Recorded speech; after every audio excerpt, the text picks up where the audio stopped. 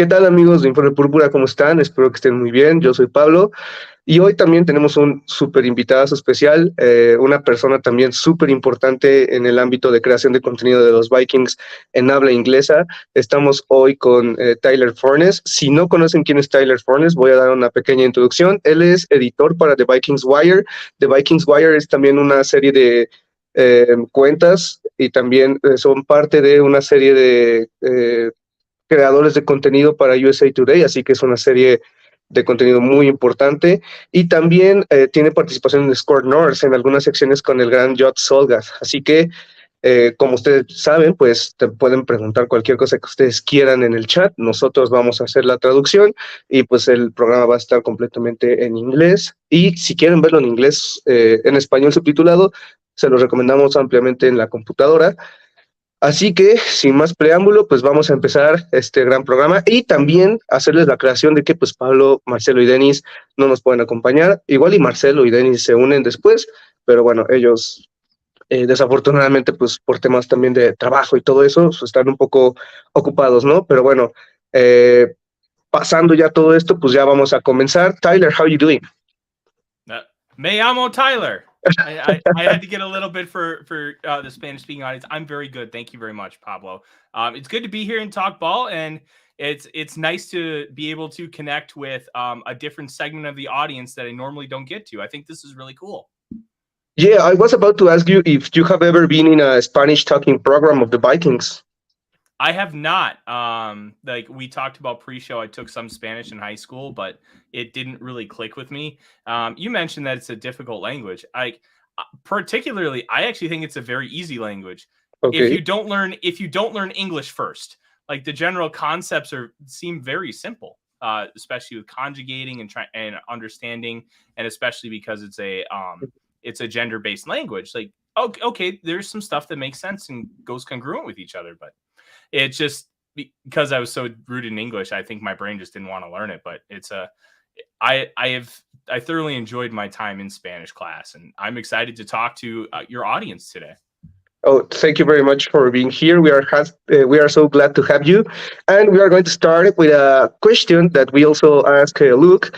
What are your thoughts on how the Vikings have approached this offseason? You know, they have been making a lot of moves that we maybe were not expecting, like the signing of Josh Oliver, the extension of CJ Ham. What are your thoughts on how the Vikings are approaching this offseason? It's very interesting that they ended up doing the things that they did. And you mentioned the Josh Oliver signing.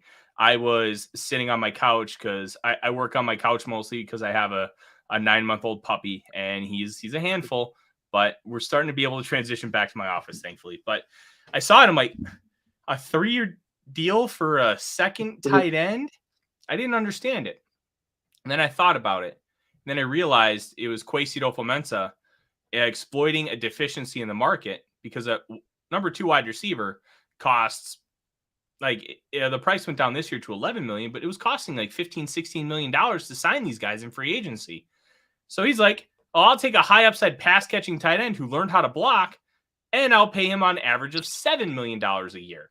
And that average annual value. And I'll be able to get a lot more diversity with my offense, and I'll still be able to attack down the field with my 2 tight ends. I thought that was a really smart move once I kind of thought about it. And you can obviously tell that Kwesi is still trying to put his mark on this team, but he was dealt a bad hand, some bad contracts from Rick Spielman, and some financial troubles that the Vikings were put in because they gave guys big money contracts when they probably shouldn't have gotten the contracts that they had. Like Adam Thielen was overpaid. He was paid for what he had done, not what he was going to do, and that's normal. Harrison Smith basically got I call it a key to the city contract where like, hey, this is a lifetime achievement award. Like we're going to just give you a lot of money because you did so much for us as an organization. And Kendrick's done last year of his deal, which is fine. The Dalvin Cook contract is bad. I don't really think there's any 2 ways about it. So he's trying to maneuver all that while making the team better and really shaping this team in his image. And it's proven to be difficult. And I think we're continuing to see what Kwesi Adofo-Mensah wants this team to be. And the general tone of the team is adding youth and speed. And a lot of these older guys are on shorter term contracts, like your backups. Madison is still really young. He's on an inexpensive contract. I don't like it, but I can deal with it. And he's trying to build a contender in his image. And I think that he's going to get there. It's just going to continue to take time. Okay, so talking about the offense, do you expect big changes coming? Because we already know that the defense was going to face some changes. The Brian Flores acquisition, the Marcus Davenport, Byron Murphy, all those guys. But do you expect like the offense being suffering changes in 2023? I think the main change that we're going to see, Pablo, is we're going to see more 12 personnel. We're going to see more 2 tight ends. We may also see more 21 personnel. So 21 personnel is 2 running backs. I think we may see a little bit more CJ Ham on the field. And I think the contract extension they gave him was a little legacy, a little, hey, we think we can exploit some things by using him as a second tight end and doing some things there. But he's so valuable on special teams. I think that's the main reason he got the extension. And when you pair everything together, I think we're going to see a lot more of a Kyle Shanahan offense, unless they take a receiver high in the draft. If they take a receiver high in the draft, they may still want to stick with a lot of 11 personnel, but we're going to see much more 2 tight end sets, and they're going to try to run the football. The pass sets up the run, but if you can run, it makes play action that much more impactful. Okay, and defensively, what can we expect from Brian Flores? It's all about man coverage, maybe blitzing a lot more than Donatel did. What can we expect from this new scheme and this new way of focusing on defense? Aggressive. We're going to be very, very aggressive. It's going to be, we're going to attack you before you can attack us. A lot of that's going to come from the blitzing you talked about. Playing in man coverage, getting in receivers' faces and punching them in the mouth before they can get to you. And Flores is going to attack you and not try to counter. And I think a great way to look at it is boxing. Ed Donatel wanted to be a counter puncher. He wanted you to come at him so then he could take advantage of you overcommitting and then getting a nice sock to the stomach or a hook to the jaw. Whereas Flores is going to do the exact opposite. He's going to come right after you and try and get the knockout blow. And I think that style of defense is going to be much more impactful for the Vikings, considering what they have on the other side of the football, considering the personnel, and considering what this team is trying to be. I think you get fast, aggressive individuals. You keep bringing them in, and I think you're going to see a really good defense in time. I think that just adding Flores will bring this to up to maybe even the 20th ranked defense in the NFL, just because you have a much smarter person, a much better coordinator in the building. So, which player are you triggered to see under Brian Flores' scheme? Maybe Harrison Smith, Brian Asamoah, Daniel Hunter.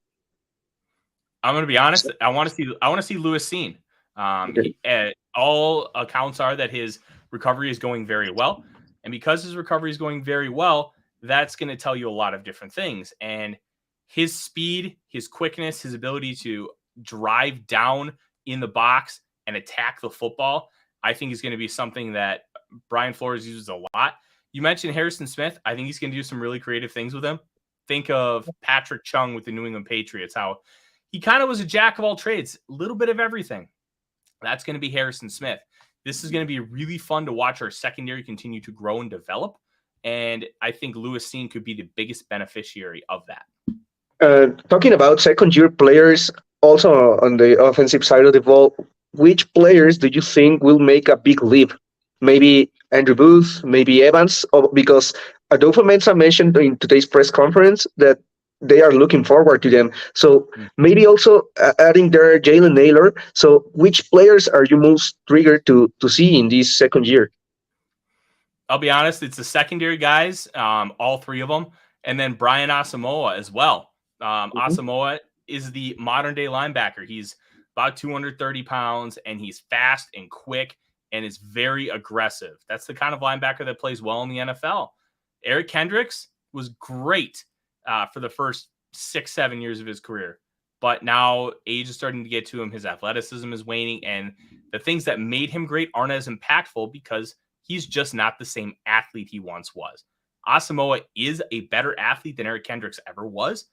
And I think that is going to be really fun to see how that continues to evolve in this defense and how Asamoah will continue to attack, especially in the running game, shooting a gap.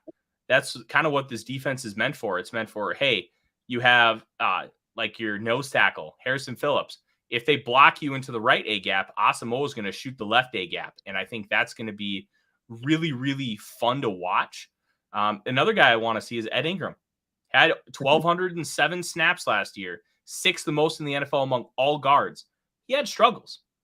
But one of the nice parts about him playing all year outside of just 5 snaps, he got a lot of experience, Pablo. And that experience is going to help him massively in continuing to grow and develop. And I'm really excited to see it. Do you think maybe Ty Chandler maybe getting a lot of more work? Sorry, maybe talking about a committee between him and Madison in case Dalvin Cook is not on the team by the start of the season. I don't expect Dalvin Cook to be on the team at the start of the season, and we've seen it from a lot of different avenues. They have been very non-committal about Dalvin Cook, and that speaks volumes. When they're non-committal, that means they really want to move on from a player. And in Kwesi Adolfo-Mensah's case, I think it means that, but it also could mean that they're just trying to be smart about it, which they should be. But if they trade him, it saves almost $8 million on the salary cap, and that could go a long way for a lot of different reasons, especially when you consider you have to give Danielle Hunter more money. You have to extend TJ Hawkinson, Justin Jefferson. Next year, Christian Darrisaw. There's a lot of different things this team is going to need to do financially to keep those really big core pieces intact.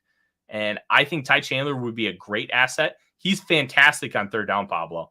One of his best traits coming out of college was blocking. He was a great pass blocker, and you can trust him in that area, and that's going to help him get on the field.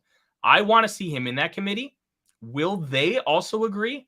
I'm not 100% sure, but he impressed a lot in training camp last year, and it wouldn't shock me if he ends up being that guy. So, talking about the Dalvin Cook trade, what would be the draft compensation for him? Maybe a 5th round pick, a 6th round pick. I'm going to be honest, I don't know. Based on pure talent, you could get a 3rd. But if only one team is after him, if you really need to move him, you kind of got to take what you can get. And that may end up being a 5th or 6th round pick. Guys who are more talented have gone for less.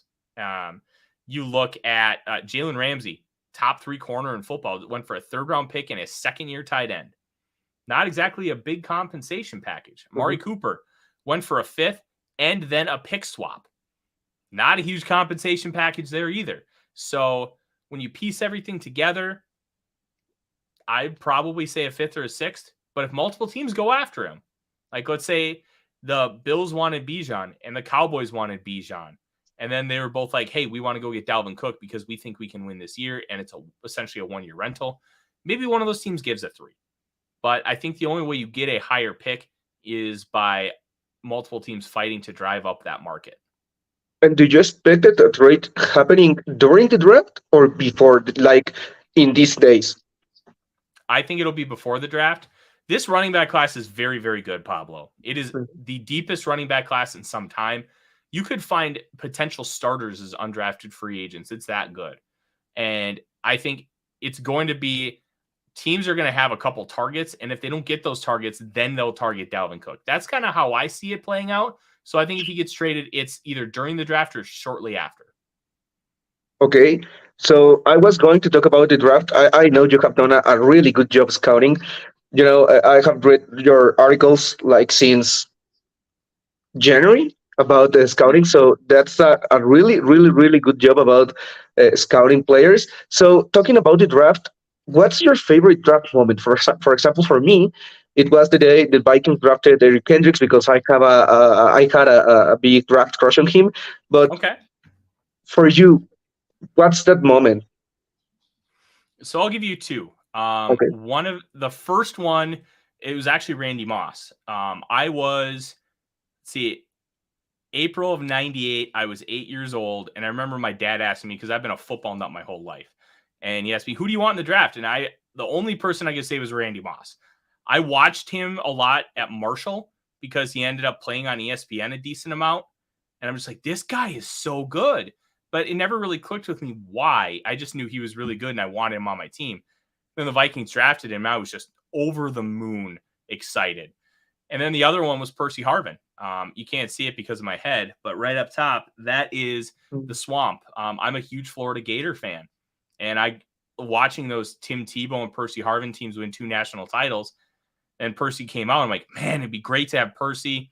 He could be a great compliment to Sidney Rice and Bernard Berrien. Then it came out 2 days before the draft.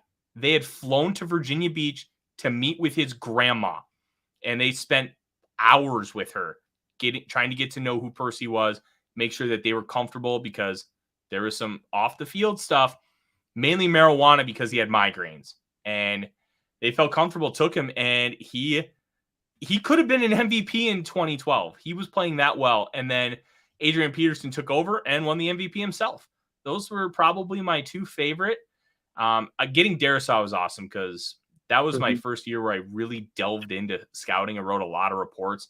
I loved Christian Darrisaw, and moving back, getting 2 third-round picks to go get him, I thought was tremendous.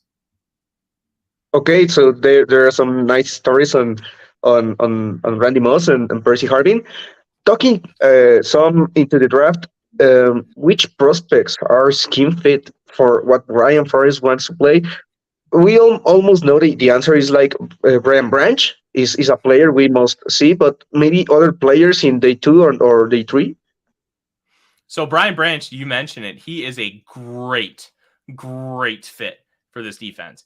Nick Saban runs almost the exact same defense as what Brian Flores does. Now, they have their own tweaks. It's like, I make a pepperoni pizza and you make a pepperoni pizza, but they're going to be slightly different, but it's the same thing. That's kind of what the Nick Saban and Brian Flores defenses are. Same concepts, they run it differently. I think that would be a great fit. Deonte Banks from Maryland, I think, would be awesome as well in what they ask him to do. He's just a nasty press man corner. And once he really learns to trust himself, because there were times where he would just get out of position and he'd have the athleticism to catch up, but he needs to trust his technique. And once he's able to do that, Pablo, it's going to be night and day different what you see on a consistent basis. And I think that's the key, consistency. One guy I really like that, I'll be honest, nobody's really talking about, and I find it interesting. I really like Keon White for this defense. Okay. If you remember Trey Flowers in New England and the kind of player that he was, he could stand up, he could put his hand in the dirt, and what he was best at is sliding inside on 3rd down and just bullying you on the inside. Keon White is a 285-pound edge rusher with a little bit of bend, and he can do all of those things. I think that concept would be fascinating. It's not the route the Vikings will go in the 1st round, but I think that fit would be a lot of fun. And a defensive line of Harrison Phillips, Dean Lowry, and Keon White sounds pretty appealing. Okay, because I also think that the defensive line is an urgency need for the Vikings. You know, I don't think having like this rotation of Lynch, Tonga, Phillips, Larry is like a very good front for what Brian Flores wants to run. I also asked Luke last week about having Davenport and Cedarius Smith. Do you think they can coexist in the same defense? Can Davenport be this 5 technique player for Brian Flores? I don't know, Pablo. That's a really good question. I think he can do some of the things you want your 5 technique to do. I don't think you want him doing it 3 downs. You want to use him situationally because he is 270 pounds. He can set the edge. But that 5 technique, you're asking him to do a lot. You're asking him to 2 gap. You're asking him to hold down the B gap and then the C gap, which is between the tackle and the tight end. I don't know if he's that kind of player. If you want to take a Brian Bresee from Clemson, I think he can be that kind of player. But Davenport is a guy you want to use in situations. He's a matchup nightmare. Because if you have Za'Darius Smith and Danielle Hunter, and then all of a sudden you put in Marcus Davenport at that 5 technique, then you're cooking with gas and you can have a little bit of fun. I don't think he's a guy you want to line up there every single snap because I think he'll get bullied and you'll kind of waste him. But I think where your head's at, the idea, I think is really good. I think you just have to use it really smart and be careful that you don't wear him out too much. Okay. Do you have any linebacker name we maybe put an eye on? I heard about the Marvion. I think it's spelled like that. The Marvion Overshown. Yeah. Do you think he's a good fit? He can maybe develop under a year because we have Hicks on the other side of Samoa. So do you think maybe Overshown or maybe other linebacker on round 3 or round 4 can develop like together with Samoa? So Pablo, it's funny that you asked that. So tomorrow morning, on if you search Vikings First and Skull on your favorite podcast app, I actually have a 30 to 40 minute podcast where all we do is talk linebackers with my contributor at the Vikings Wire, Kevin Fielder, who knows way more about the linebacker group than I do. I think Overshown's an interesting fit. He was a former safety, and he's very explosive, moves laterally really well, and has great range because he's very long. He's not very strong, and being 226 pounds, the worry is if you add too much weight to a guy, you're going to take away what he's great at, and that's the speed, agility, and quickness. So how much weight can you put on his frame without taking that away? And I think that's the big question. He'd be really fun with Brian Asamoah if you really solidify that defensive line, like you mentioned. If you get really good front in front of them and just allow them to be just psychos and shoot gaps and be able to read and react really well, I think that Overshown could be something. This linebacker class isn't very good as a whole, but there are guys who can play ball. And I think the Vikings probably won't even consider one until 87. And then, there are some guys, they need to figure something out because the only guy on the roster after this year is Brian Asamoah. So it is a sneaky big need for this team. And Overshown, I think, would fit the bill really nice. So guys like Jack Campbell, Drew Sanders, Trenton Simpson, do you think they are not in play for the Vikings in case they trade down? I'm not going to say never, but I don't think so. I think that this team is going to rely on premium positions. They're going to take corner, wide receiver, quarterback. Those are the positions I think they're going to focus on early. Edge rusher's not out of the question either, Pablo, because after this year, if they trade Zadarius Smith, DJ Wanham, Marcus Davenport, Danielle Hunter, all free agents. So that's a sneaky need too, how they want to continue to fortify that position. They signed Marcus Davenport's contract with the idea of they want to give him an extension if he plays well. So that is something to be mindful of.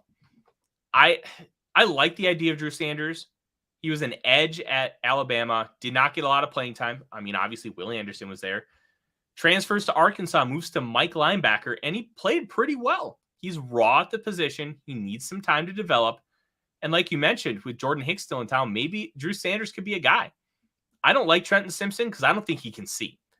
I don't think obviously he can actually see, otherwise he wouldn't play football, but his vision is poor. He doesn't know where he's going, this linebacker or this running back is coming into this gap to block. I need to either shoot that gap and take care of the linebacker so my other guy can take care of business, or I need to go to the other side to get the cutback lane. He doesn't know which way to go. And to me, that's a really big problem. But he has all the athleticism, speed, physicality you want. But if you can't see and make those quick decisions, none of that really matters. And Campbell tested really well, but I don't think he's very good outside of a box. Did you ever watch Arena Football? No, I'm not a big fan of Arena Football. Okay, so in Arena Football, they have what's called a jack linebacker. Used to be because they have 3 offensive linemen, 2 tackles, and a center. The jack box was between the tackles and 5 yards deep. You could not move that box. So I use that example because I think if Jack Campbell's playing within the confines of that box, he's fantastic. I don't know how good he's going to be as like a true every down linebacker, because I don't know how good he's going to be outside of that box. The athleticism was good, but I don't think it showed up on tape like it showed up at the combine, and I have worries about it. But I would, if we draft him, I'm going to do a much more in-depth film study on Campbell and kind of see where things are at. But I'm not really high on any of these guys. I think the one that's intriguing, and then we can move on, Cincinnati's Ivan Pace. He's 5'10 and a half, 230 pounds, and he's a pass rushing middle linebacker. The dude's an incredible pass rusher and blitzer. He had 9.5 sacks last year for Cincinnati, but he can't move laterally. Like if you ask him to go sideline to sideline, he just can't do it. And he's very stiff in the hips. But the one thing he's good at, he's very, very, very good at. So how do you deploy a guy like that? I'm not 100% sure, but there's intrigue there if he ends up falling to round 5.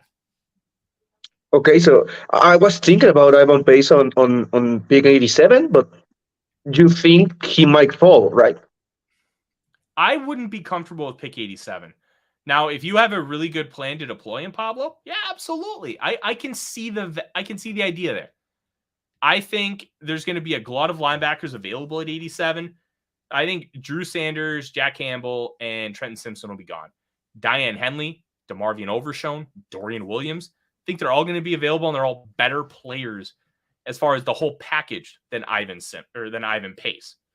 I'd say if end of round 4 is when I'd start considering him. But that's a personal thing.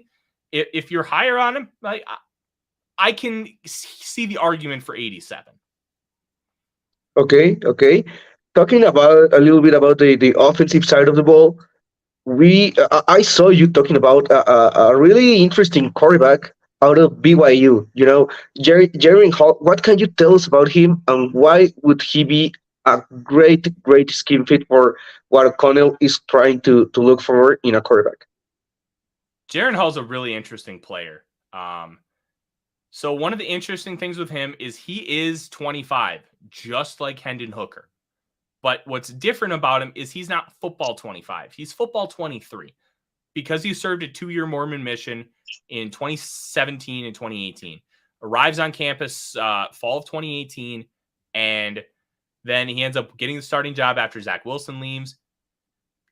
He's a little small. He's just over 6 feet. He's over 200 pounds. So he at least meets those thresholds, but he doesn't have the elite arm talent. But what he can do, he understands how to run pro-style concepts because BYU ran a spread offense, but they did a lot of pro-style stuff. Kyle Shanahan likes to run wide leak, so the tight end blocks and then leaks out, and usually it's wide open for a touchdown. There's an example in my scouting report on him of him running that.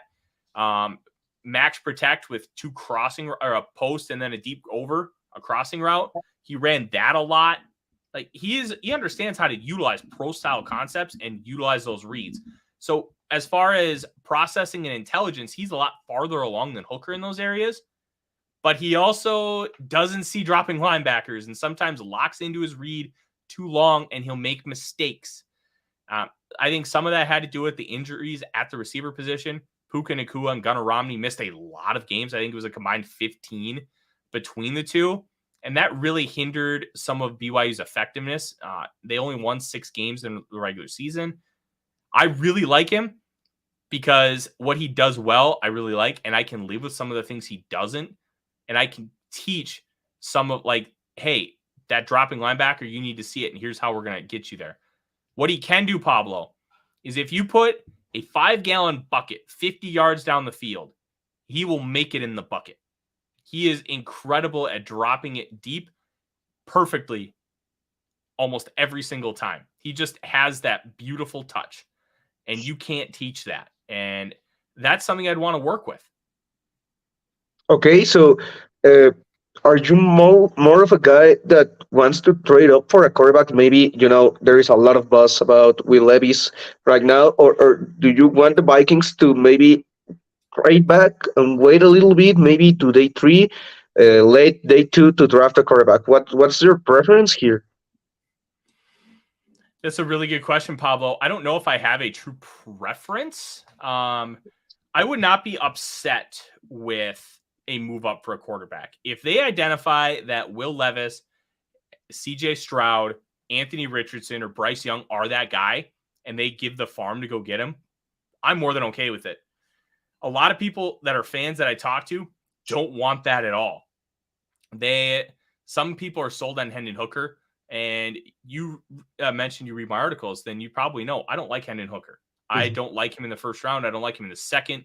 I wrote 1,500 words in the Delta Sky Club on the way home from my sister-in-law's wedding about how much I don't like Hendon Hooker, and I don't want him to be the future of this franchise. You pair all those things together. Like, I wrote in my mock draft that released yesterday that I had the Vikings trading up to 3 to get Anthony Richardson. They gave up 23, the first in 24 and 25, and Danielle Hunter to do it. That's going to be too much for some people. And quite frankly, I don't know if I'm 100% sold on it. But if they identify their guy, and I'm going to give them the benefit of the doubt that they're right, and I'm going to let them try to develop that player. So if they move up, great. If they don't, and they choose to move back instead, there are some intriguing options in the middle rounds for dart throws. And if the dart misses, you have a backup, and that's fine. And then you go back to 2024 and try again. Okay, so are you high on a quarterback like DTR? I like DTR. I don't love DTR. DTR will have the best way to describe him, Pablo. He'll have plays where he looks like a top 5 player, like potentially in the NFL. Then he'll have plays that make him look like Christian Ponder. Like, there's no consistency there. There is that he has what I call, and other people call, and I think Luke Braun actually coined it, so I'll give him the credit. It's the bozo gene. In 2017, Case Keenum had his great run. He had a couple stupid throws every single game. It's like, what are you doing? DTR has a few of those. He has the same thing Jaren Hall does, where you can't see a dropping linebacker. Somebody, I think it was a guy named Nate on Twitter, I'll give him the credit. He mentioned to me that he noticed that when watching his film. I'm like, okay. So I went back and I critically watched for it, and he was spot on. If there's like a zone blitz and there's a guy at the line of scrimmage and then there's a drop back, he doesn't see him. And as a 5-year starter at UCLA, you would hope that he'd see those things, but he doesn't. I think I can work with some of the mechanical stuff, but him making those bonehead plays, I don't know how much of that I'm going to be able to fix. And that's why I'm intrigued, but I'm not sold on him. Okay, so if the Vikings were to draft Jaren Hall, which would be the sweet spot to draft him? Maybe the 4th round? I think 4th round is about where you start having that conversation. If quarterbacks go, so let's use this hypothetical, Pablo. We're in the 3rd round at 87. DTR, Jake Haener, and Clayton Tune go in a run, like we saw in 2021 when Kyle Trask, Kellen Mond, and Davis Mills all went. If there's a run like that, then I think you talk about him in 87. There's not. And I think 119 is probably the spot you have that conversation. I think he's a good player, and I think he's a guy I would want to bring into my room. At the very least, he's mature, he's a leader, and it's never a bad idea to bring former captains. Rick Spielman loved former captains. I think one year, like 12 of his 15 draft picks in 2020 were former captains. Like, that means something. And at the very least, I think Jaren Hall is going to be a good backup. Could he be something more? I think so, but it's still a risk. But in the 4th round, if at the very least you get a quality backup for 3 more years, that's a risk I'm willing to take. Okay. Returning to the defensive side of the ball, we know that the cornerback position is a very, very, very big need for the Vikings. The Vikings only have like 4 or 5 corners right now. Booth, Evans, Guan, and I don't know if I'm forgetting a name, but it's a clear need, right? So what do the Vikings need to look for in a cornerback in this year's draft?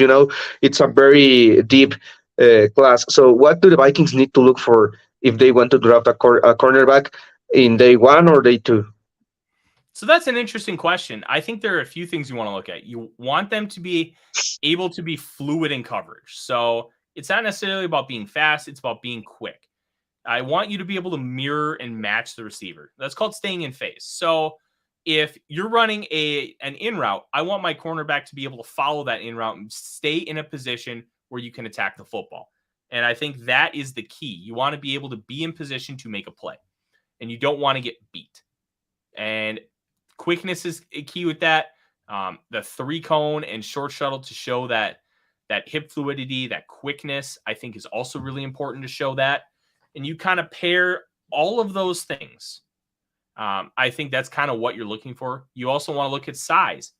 One thing I identified as far as, at least right now with Kwesi Adofo-Mensah, the cornerbacks and defensive backs in general that he's prioritizing have 90th percentile height.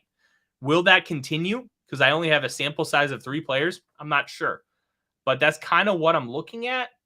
And I think you're going to want to look for quickness, size, and length. And I think those you can teach you can teach some physicality. You can teach technique.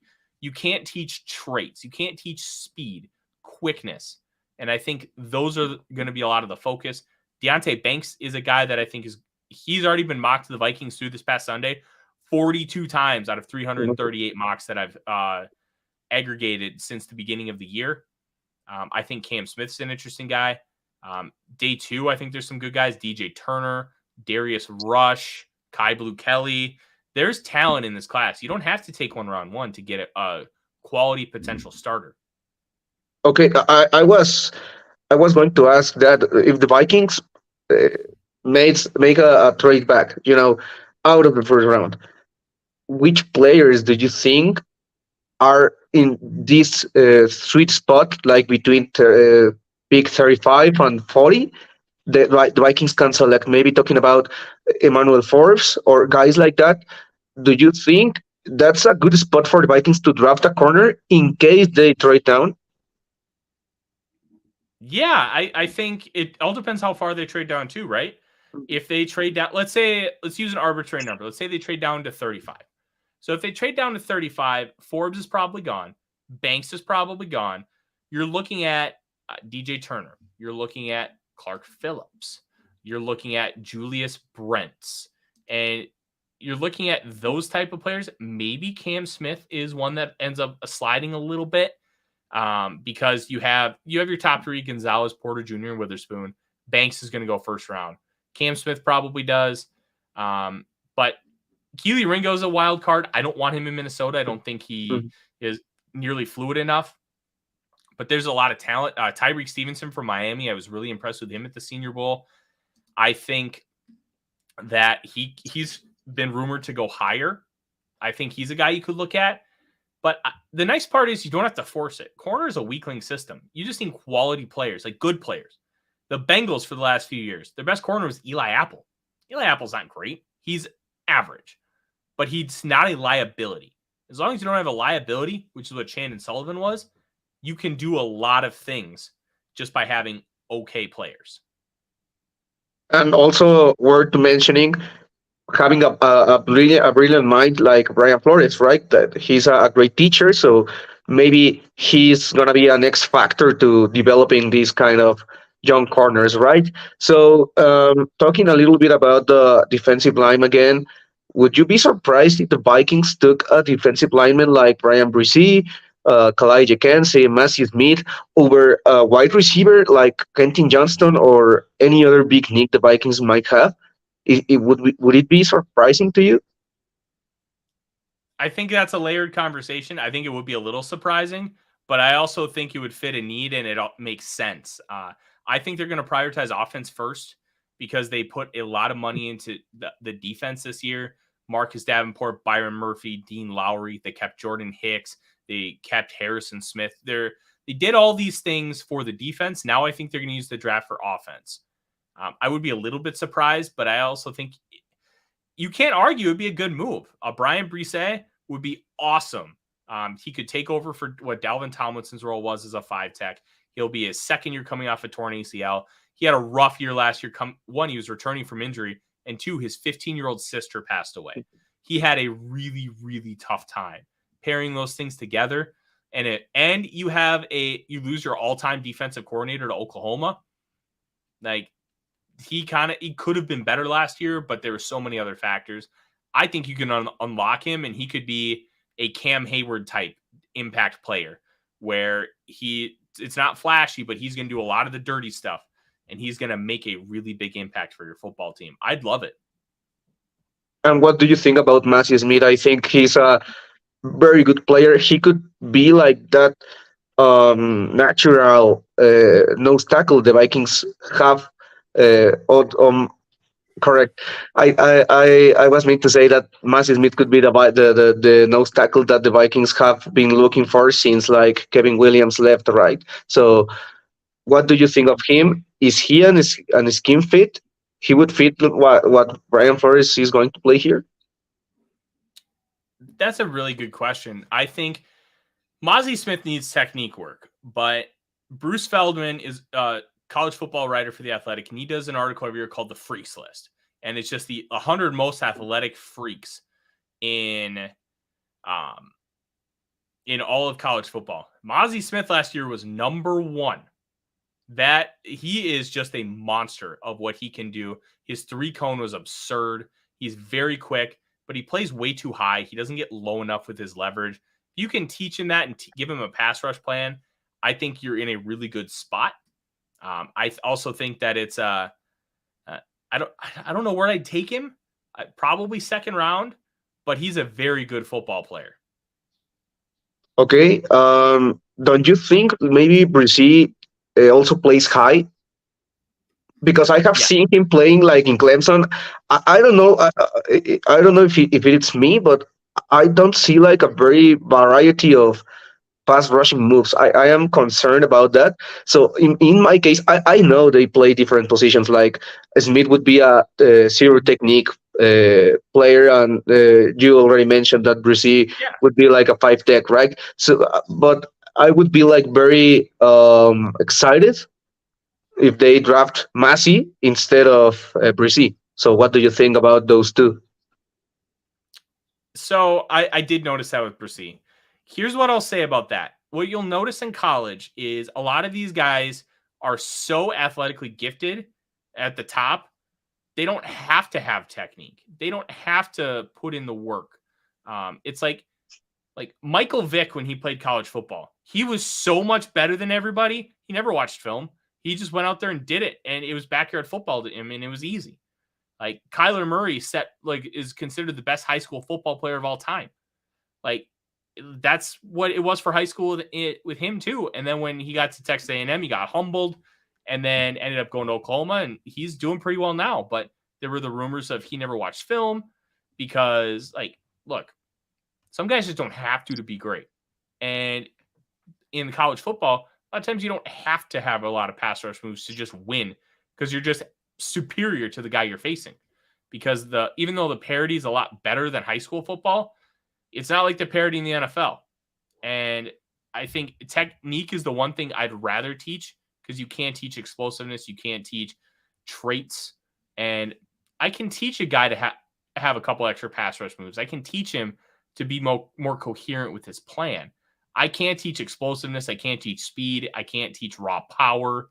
And Brizzy has those things. So if you can get him with a good defensive line coach, which the Vikings have in Chris Rumpf, get him rushing the passer in a much smarter way and play lower with his pads, you could have a real star in your hands. Okay, so just to finish, we're going to talk about a little bit of wide receivers. So I saw you tweeted a few hours ago about Quentin Johnston, right? That was like the guy you were pounding the table for the Vikings to take. So what do you think about Johnston that has that may be the complement that Jefferson needs? So here's the interesting thing about Johnston. I think his draft case, Pablo, is very similar to DK Metcalf. And I think they're different players, but what they're really good at is very similar. They're great at going deep. They're great at getting the ball in contested catch situations, and they're great with the ball in their hands in the open field. What they're not great at is being able to change directions really well and being able to snap off routes. So Johnston, he's so good at what he's good at, you can live with the other stuff while he's learning to develop because, A, he's got single coverage against a cornerback 3. Just send him deep. Let him just go win. Easy. Or hey, let's get him in space. Let's get him the football and let him go break tackles. He's got such quick feet. He can evade defenders. And he provides an element the Vikings don't have in their wide receiver room, and that's size. He's almost 6'3". He's 210. Like, KJ Osborne is like 5'11", 200. Justin Jefferson's barely 6'1", 200. That Quentin Johnston adds a different element to your room, and I think that's something that you should like really prioritize. And he's the number 3 player on my board. I love Johnston. Not everybody does, and I understand why. But I'm so high on what he's able to do, and I think he'll be capable enough of what he's not, that I think he's a slam dunk pick. So if he's available on 23 on draft night, 2 weeks from today, would you be like, if you were Kwesi, would you be like getting the card in like 10 seconds?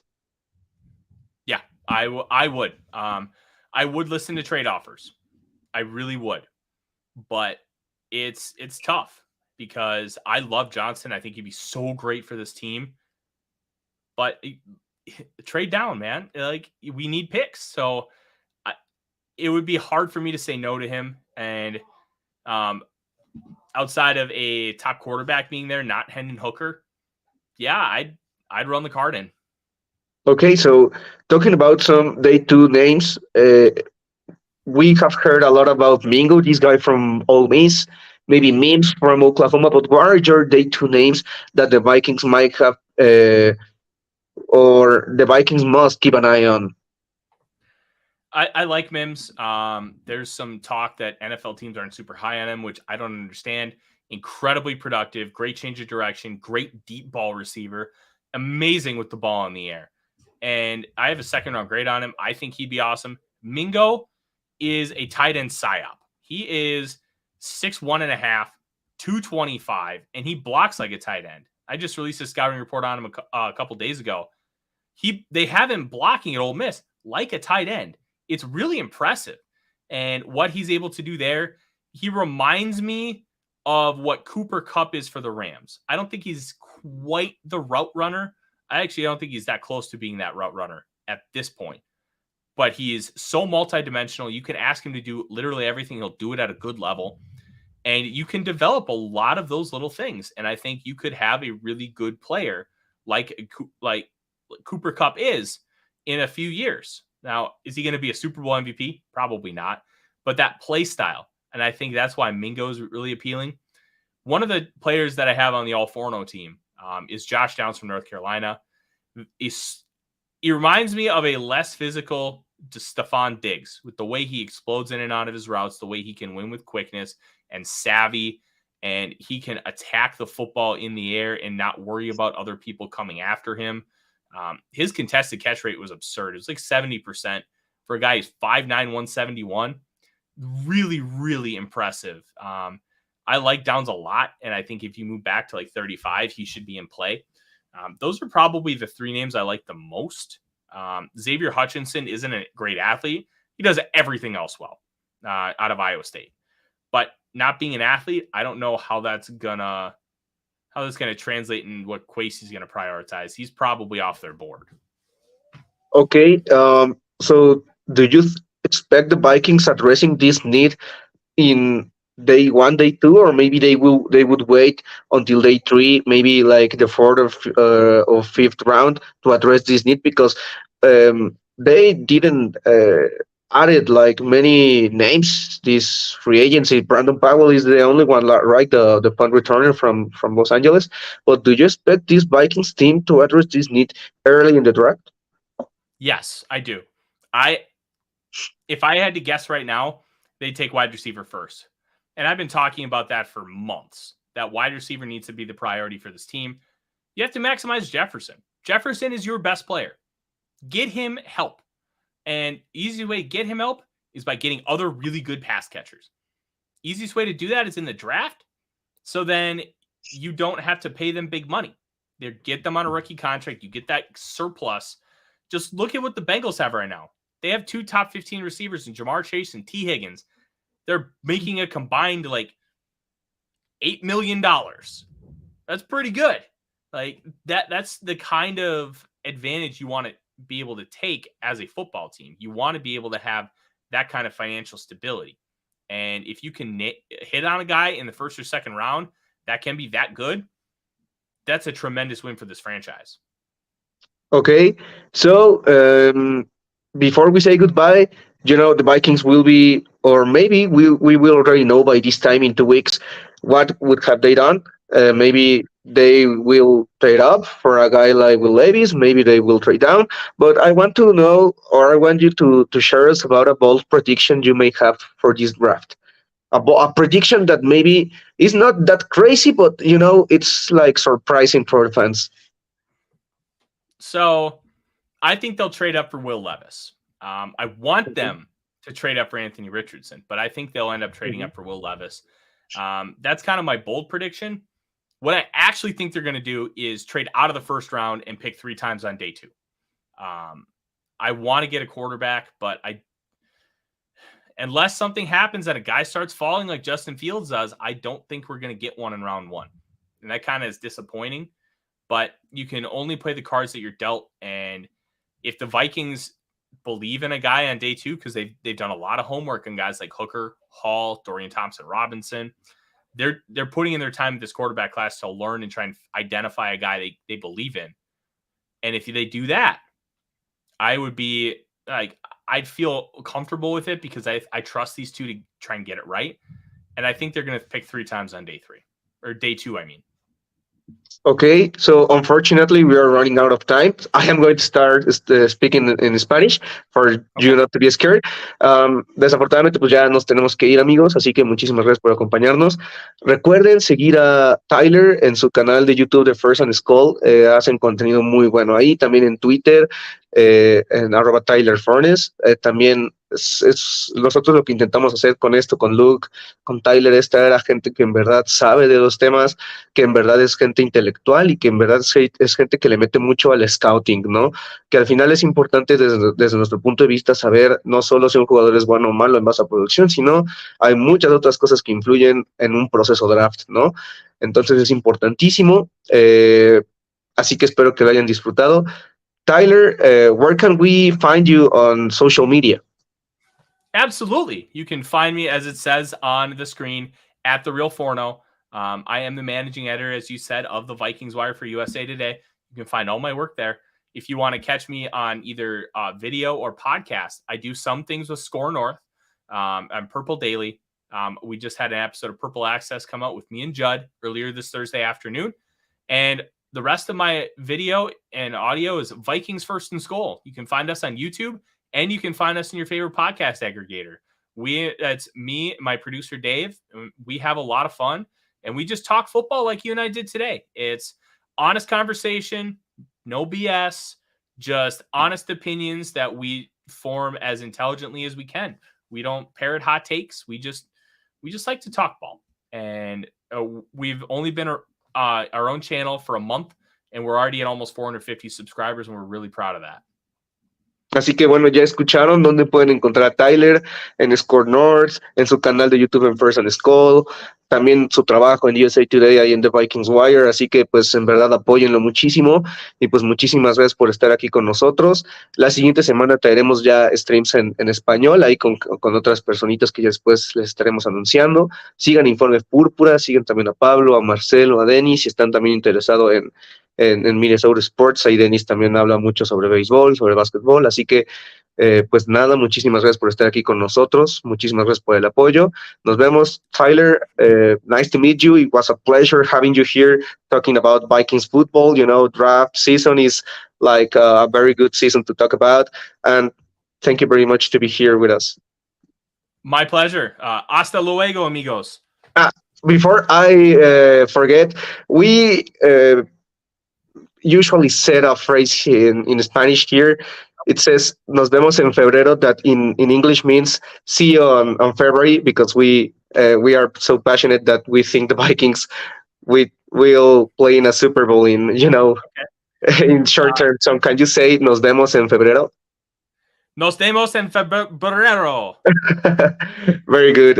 Muchísimas gracias, Tyler. Thank you, Tyler, for being here. And follow Tyler, follow Informe Púrpura, and see you next time. Skol.